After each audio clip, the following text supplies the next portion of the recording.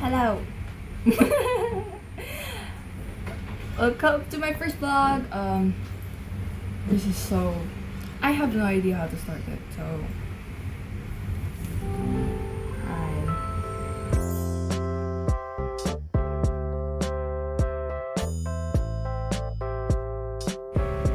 Okay.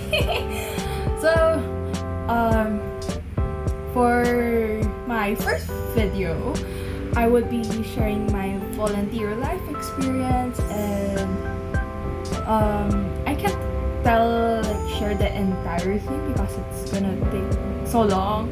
So I prepared 5 questions in here. Just this paper. That's 5. So 5 of the questions I'll be answering, and then but before that, I'll give you a context of my experience with volunteering. So the first time I joined was my school publications, and that was back when I was in grade 9. I became the features editor of Candlepen. It's called Candlepen, by the way. And then the following year, I was appointed as the editor-in-chief. And then the year after that, so which is the current year, I'm in grade 11 right now. I was also appointed the same position, but for publications this time. And then this year I also started joining youth organizations. So these are outside the school, so not really supported by the school, and it's just run by the youth themselves. So the first one I joined was called Green Environmental Youth Association, and I was under the Arts and Creatives Committee. Arts and Creatives Committee member. So, and then the next one, which is Alaga PH. Okay, so I haven't explained it yet, but called Green Environmental Youth Association focuses on the environment and sustainable living. And then the next one, Alaga PH, it focuses on the welfare of animals and their habitat, and I'm also an Arts and Creatives Committee member. Those are the first. I'm so confused. The first org that I mentioned, which is the Code Green one, they stopped operations, so I'm not part of it anymore. But the ones that I'm gonna be sharing right now, including Alaga PH, is the organizations that I'm part of. So the first one is Alaga PH, Arts and Creatives Committee member, and then the second one is, these are not in particular order because they all happened almost at the same time, I guess. So the next one is Help the Future. I became the Secretariat Committee head, and then they focus on the mental health and the overall welfare talaga of the youth. And then the third one is Para Silikaya, and what they do is they have donation drives and other initiatives to help the Filipinos in different different spectrums, I guess. One of their projects is helping kids get the things in their wish list for this Christmas, and then they get it's a donation drive, and then once they get the money, they'll be buying stuff for the children, and those are pediatric kinds of patients, so very sad. So in that organization, I'm the general secretary. And then the last one, which is the Juno organization. So I was accepted as an external relations committee member, and then I am also an ambassador for different organizations and digital campaigns. So I guess you have a brief background now of my experiences, and now we can proceed to the questions. And so here, the cup of yogurt. recycle it. So yeah, don't buy stuff you don't need, just recycle them. And okay, so I'll be getting it, it's just here. So I guess I won't be looking. Yeah, okay. I'm just gonna look at this little. Oh yeah, this little. Her name is Jasmine with an H but no E. Yeah, I don't know why they named her like that, but yeah, this Jasmine. Okay, I'll be looking at Jasmine, and then I'm just gonna get the paper here. Hi. I have no idea like these questions or I came up with them, but like I don't know. Oh. Okay, so the first question is, what inspired you to start volunteering and joining organizations? I apologize for my handwriting if it's not that good. And millennials are so long, but we're there. There's this like, specific time when I was in elementary, grade 5. That's when it all started. Like I would see these students wearing maroon shirts and just helping out. I don't know why, but I just wanted to try being one of them and joining them, and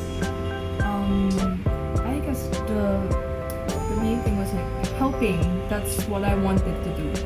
And then they're actually the school student council, so they handle the events, and I wanted to be one of them. So that kick-started all of it. Yeah, but I did not end up joining the student council, sadly. So, so next question. I guess doing the same thing. You guys can see that I'm thinking it without looking. Next one. Next one. Huh.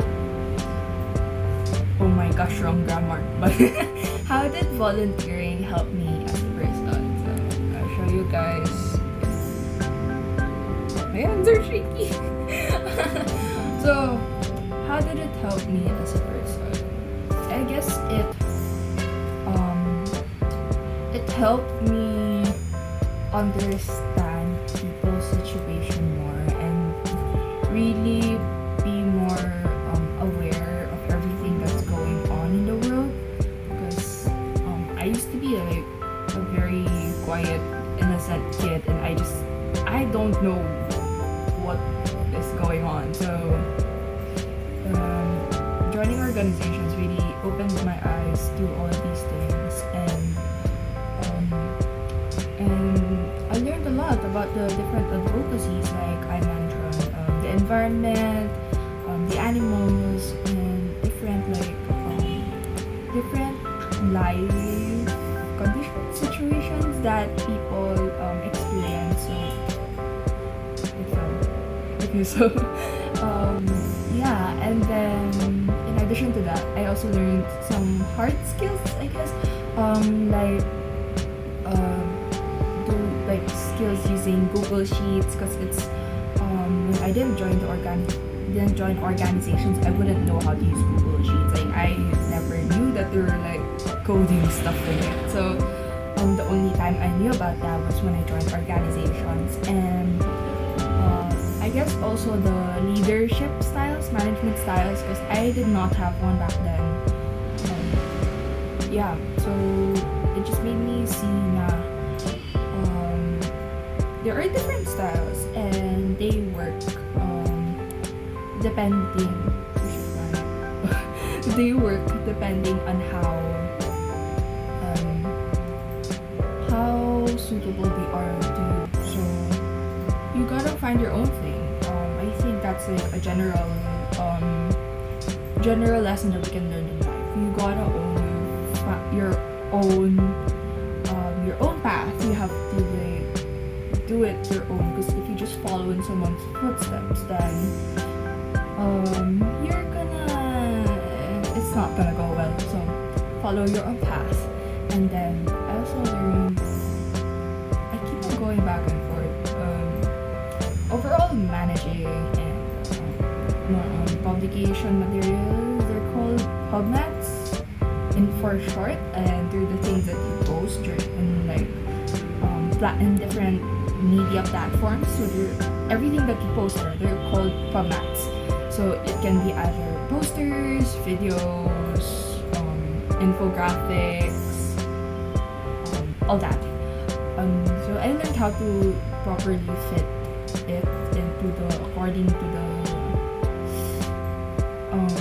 branding of the organization. What I mean about branding, it's like a signature style of the organization. When you see it, then you will immediately know that it's that organization or that. Actually, every business has it. Like McDonald's, when you just see that letter yellow M and red background, you know it's McDonald's. So it's something like that. And yeah, I learned a lot, like those terms, and I'm sure these are some things that I can use in the future because I'm planning to take a business course somewhere. Yeah. I guess that's it for the second question. Three more. I guess it chose it for me. Okay. I'm just gonna use this. The key. What challenges did you What challenges did you encounter when you became the school publications editor-in-chief? Sure ka lang, but I'll show it to you guys.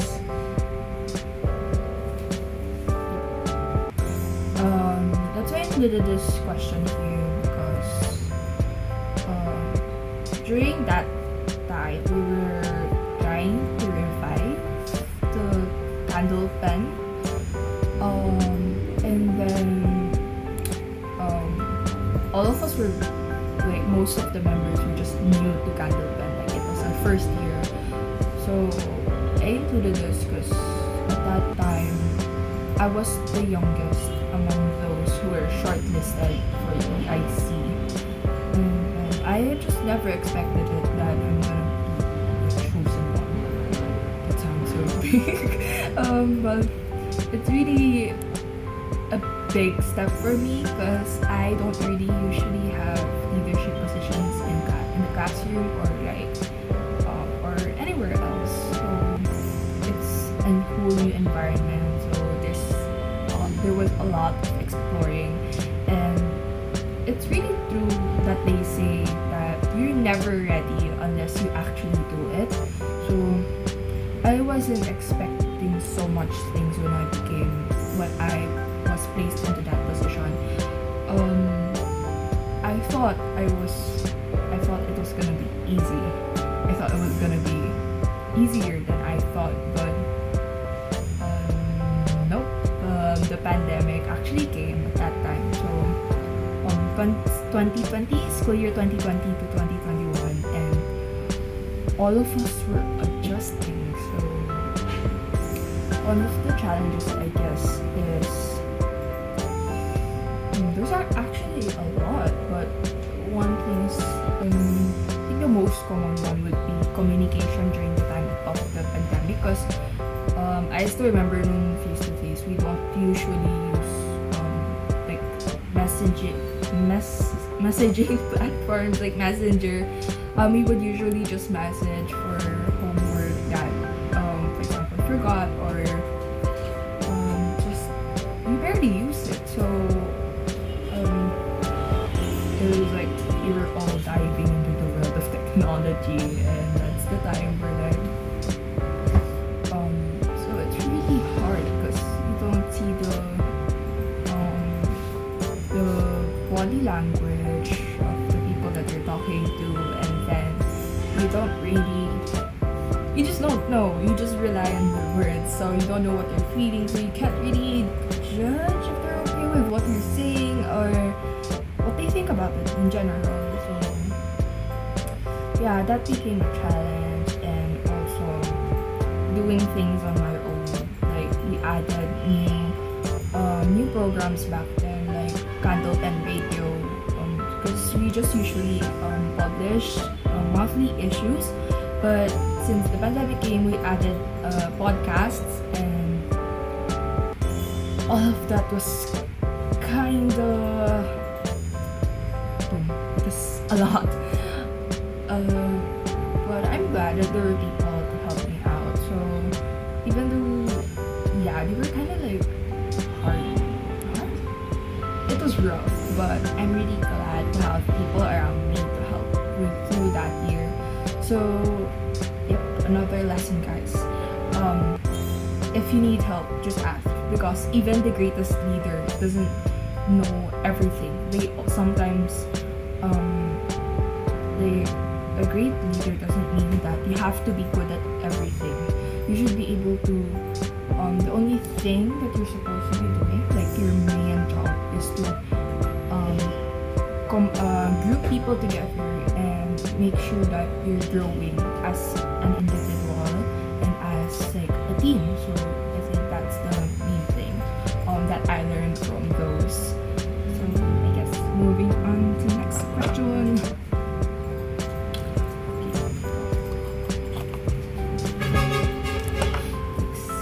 I'm so sorry if it's so noisy in the background. Oh, this is a short question. Because I live by the highway and it's noisy. So, next question is the fourth one. Why do I love volunteering? So, just very simple question. Why do I love volunteering? Initially because I love helping people out. Like, I guess I needed some sense of purpose, like that. Because I knew that I'm really gifted, and I'm sure I can use those skills to do something greater than what I'm doing. So that's a part, but the reason why I continued until now is because seeing the results come to life, seeing the passionate people working together, it's all really fulfilling, and just knowing that you're learning a lot together. So you're growing together, and you would see talaga how it's a really nice feeling. You can't really just explain it, but you have to experience it yourself to really understand it. So yes, that's the reason why I love volunteering. And then last question. Last one.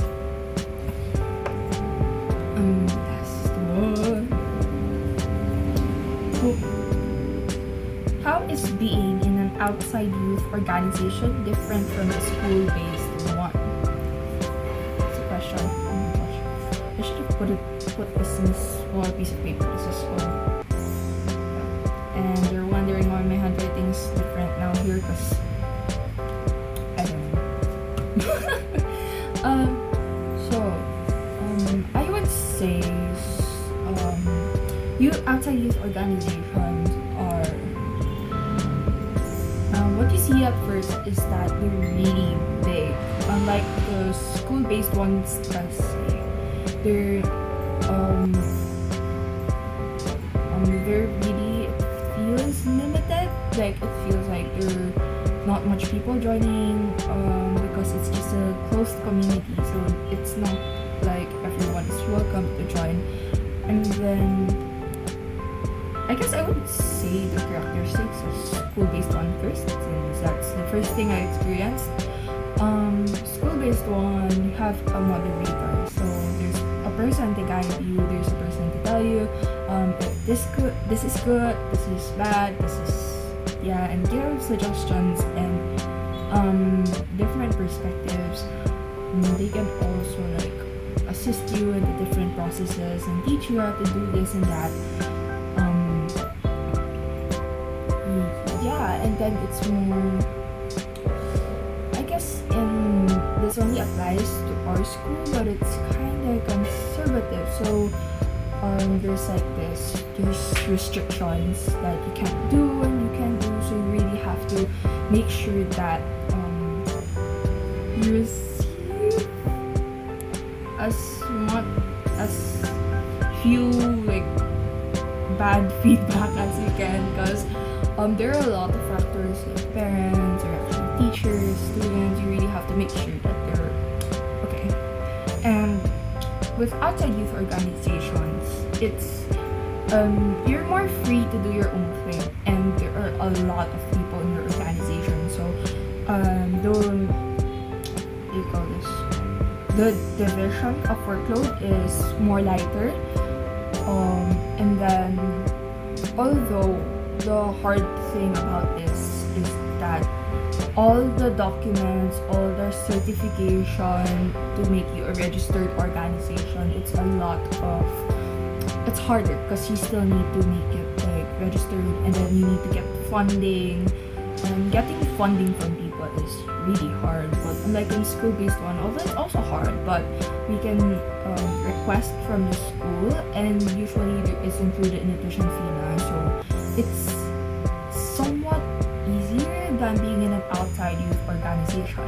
And to add, being in an outside youth organization, it means that